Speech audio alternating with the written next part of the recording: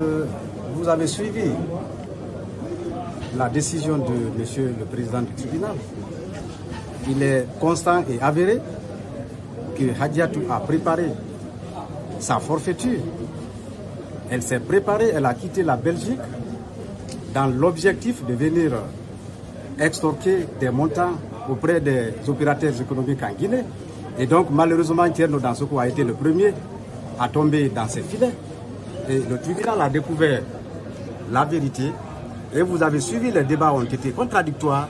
Elle a reconnu ici sans embâche s'être déplacée pour aller à Ourabank dans l'objectif d'obtenir le montant de 100 000 euros représentant la valeur de la Land Cruiser et 80 000 euros qu'elle a sollicité dans ses messages menaçant d'atteinte à l'honneur de notre client.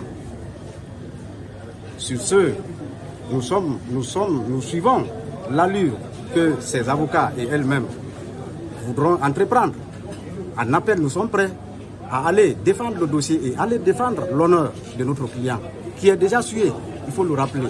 Mais heureusement que la justice a rétabli, et la presse va relayer largement cette information, qu'elle a reconnu les faits et que nous sommes aujourd'hui satisfaits. Et notre objectif, ce n'est pas de l'amener en prison pendant 5 ans, parce que ce qu'elle a produit, elle aurait pu aller jusqu'à 7 ans de prison. Elle aurait pu occuper 7 ans de prison ferme, parce que les faits sont extrêmement graves. Et donc il faut mettre fin à cela à Conakry, en Guinée. Il n'y a qu'en Guinée que cette situation est en train de prendre de l'ampleur. Donc trop, ça devient déjà trop.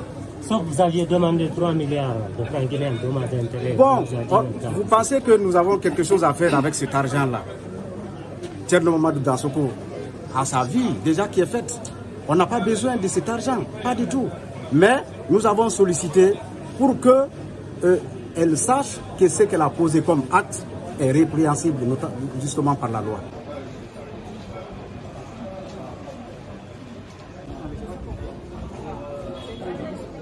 Réaction, c'est une réaction de déception. Nous sommes de désolation parce qu'on ne s'attendait pas du tout, on s'attendait à tout sauf une telle décision. De toute façon, il y a les juridictions de censure qui sont là et nous allons user nos voies de recours pour saisir ces juridictions de censure pour que cette décision soit censurée et en fait et en droit. Et nous allons continuer à mener le combat jusqu'à ce que cette décision soit purement et simplement infirmée en toutes ses dispositions. Et vous avez vu, à séance tenante même dans la salle d'audience, nous avons relevé appel. Ça veut dire que nous ne sommes pas prêts à accepter, à concevoir une telle décision. Pour nous, tout a été appliqué sauf le bon droit.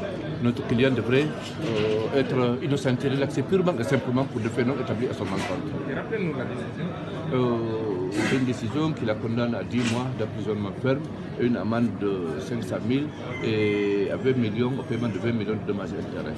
Donc nous n'entendons pas accepter une telle décision, nous allons user les voies de recours. On va saisir la juridiction de censure qui est là pour l'appel.